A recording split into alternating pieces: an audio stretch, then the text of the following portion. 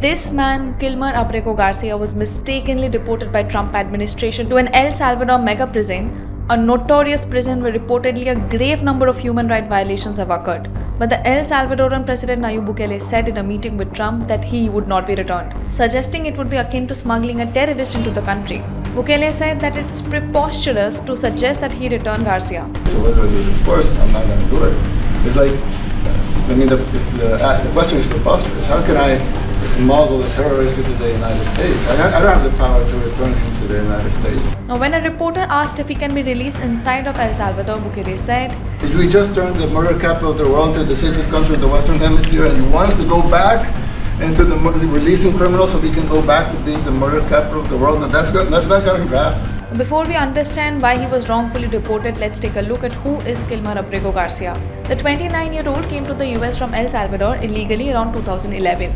However, he and his family was granted protection from deportation by a court in 2019 when he was arrested with 3 other men in Maryland and detained by federal immigration authorities. He was granted protection on the grounds that he might be at risk of persecution from local gangs in his home country. Now, last month, the Trump administration sent Garcia to a facility in El Salvador, a Central American country, along with more than 200 Venezuelans and Salvadorans, many of whom officials have claimed are gang members. Now, El Salvador has been accepting deported, undocumented migrants from the US and locking them up in massive prisons. While the Trump administration has admitted that Garcia's deportation to El Salvador was an administrative error, it has also claimed that Garcia has ties to the MS-13 gang, a group it designates as a foreign terrorist organization. Well, first of all, the error that you are referring to was a clerical error. It was an administrative error. The administration maintains the position that this individual who was deported to El Salvador and will not be returning to our country was a member of the brutal and vicious MS-13 gang, which this president has designated as a foreign terrorist organization. Foreign terrorists do not have legal protections in the United States of America anymore. Reportedly, Garcia has no criminal record in either the US or El Salvador and has never been charged with any gang-related activity. In early April, US District Judge Paul Azinis ordered the government to return Ábrego García by April 7th.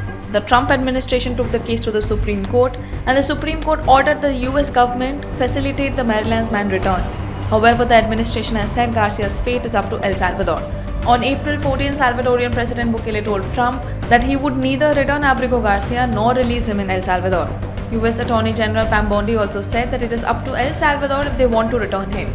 She said the Supreme Court ruled that if El Salvador wants to return him, we would facilitate it, meaning provide a plane. Ábrego Garcia's wife Jennifer Sura, a US citizen, has said that the Trump and Bukele administration continue to play political games with his life. Meanwhile, Trump also wants El Salvador to build more prisons to jail homegrown criminals from America.